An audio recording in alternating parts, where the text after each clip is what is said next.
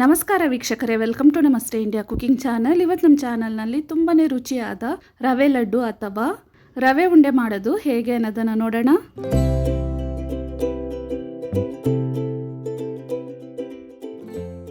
ಚೆನ್ನಾಗಿ ನೈಸ್ ಆಗಿರುವ ಈ ರೀತಿ ಸಕ್ಕರೆಯನ್ನು ತಗೊಂಡಿದ್ದೀನಿ. 450 ಗ್ರಾಮ್ ಸಕ್ಕರೆ ಬೇಕಾಗತ್ತೆ. ಅರ್ಧ ಕೆಜಿ ಚಿರೋಟಿ ರವೆ, ಸಣ್ಣದಾಗಿ ಕಟ್ ಮಾಡಿರುವ ಬಾದಾಮಿ, ಪಿಸ್ತಾ ಮತ್ತು ಗೋಡಂಬಿ, 50 ಗ್ರಾಮ್ ಹಾಲಿನ ಪುಡಿ, 100 ಗ್ರಾಮ್ ರೆಡಿಮೇಡ್ ಒಣ ಕೊಬ್ಬರಿ ಪುಡಿಯನ್ನು ತಗೊಂಡಿದ್ದೀನಿ. ಒಣ ಕೊಬ್ಬರಿಯ ಸಿಪ್ಪೆಯನ್ನು ತೆಗೆದು ಬಿಳಿಯ ಭಾಗವನ್ನು ಮಾತ್ರ ಮಿಕ್ಸಿನಲ್ಲಿ ಹಾಕಿ ಪುಡಿ ಮಾಡಿ ಈ ರೀತಿ ಮಾಡ್ಕೊಬಹುದು.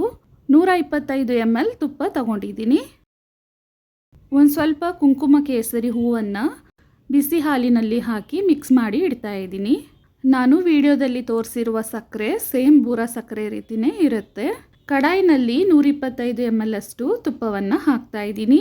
ಕಟ್ ಮಾಡಿರುವ ಡ್ರೈ ಫ್ರೂಟ್ಸ್ಗಳನ್ನು ಹಾಕಿ ಸ್ಟವನ್ನು ಲೋ ಫ್ಲೇಮ್ನಲ್ಲಿ ಇಟ್ಟು ಲೈಟ್ ಕಂದು ಬಣ್ಣ ಬರೋವರೆಗೂ ಇದನ್ನು ಹುರಿಬೇಕು. ಇದಾದಮೇಲೆ ಅರ್ಧ ಕೆಜಿ ಚಿರೋಟಿ ರವೆಯನ್ನು ಹಾಕಿ ಸ್ಟವನ್ನು ಮೀಡಿಯಂ ಮತ್ತು ಲೋ ಫ್ಲೇಮ್ನಲ್ಲಿ ಇಟ್ಟು ರವೆಯ ಹಸಿ ವಾಸನೆ ಹೊರಟೋಗೋವರೆಗೂ ಅಂದರೆ 3 ರಿಂದ 4 ನಿಮಿಷದವರೆಗೂ ಚೆನ್ನಾಗಿ ಹುರ್ಕೊಳ್ತಾ ಇದ್ದೀನಿ. ಅರ್ಧ ಕೆಜಿಯಷ್ಟು ರವೆಯನ್ನು ಹಾಕಿರೋದ್ರಿಂದ ಹುರಿಯೋದಕ್ಕೆ ಇಷ್ಟಾದರೂ ಟೈಮ್ ಬೇಕಾಗತ್ತೆ. ಕಡಿಮೆ ಮಾಡಿದ್ರೆ ಇನ್ನೂ ಬೇಗನೆ ಫ್ರೈ ಆಗುತ್ತೆ.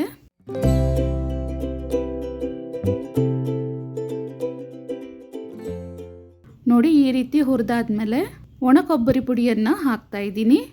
ಇದನ್ನು ಹಾಕಿಬಿಟ್ಟು 1 ನಿಮಿಷದವರೆಗೂ ಚೆನ್ನಾಗಿ ಹುರ್ಕೊಬೇಕು.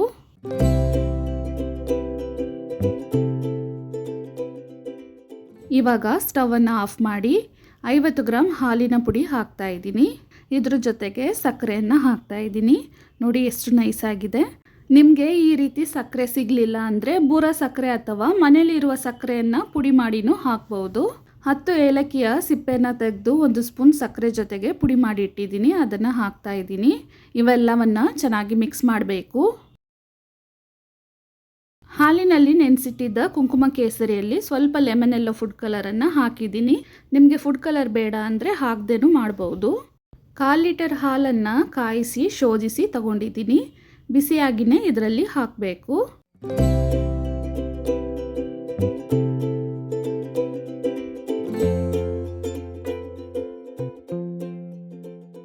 ನೋಡಿ, ಈ ರೀತಿ ಚೆನ್ನಾಗಿ ಮಿಕ್ಸ್ ಮಾಡಾದ್ಮೇಲೆ ಈ ಮಿಶ್ರಣ ಬೆಚ್ಚಗೆ ಇರಬೇಕಾದ್ರೇ ಬೇಗ ಉಂಡೆಯನ್ನು ಮಾಡಬೇಕು.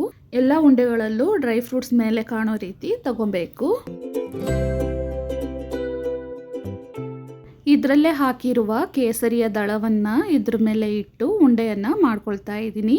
ಇಷ್ಟು ಸಾಮಗ್ರಿಯಲ್ಲಿ ಈ ಸೈಜ್ನ 22 ರಿಂದ 25 ಉಂಡೆಗಳನ್ನು ಮಾಡ್ಬೋದು ಮತ್ತು 1 ವಾರದವರೆಗೂ ಕೆಡದೆ ಇಟ್ಟಿರ್ಬೋದು. ತುಂಬಾ ರುಚಿಯಾದ ರವೆ ಉಂಡೆ ಇವಾಗ ರೆಡಿಯಾಗಿದೆ.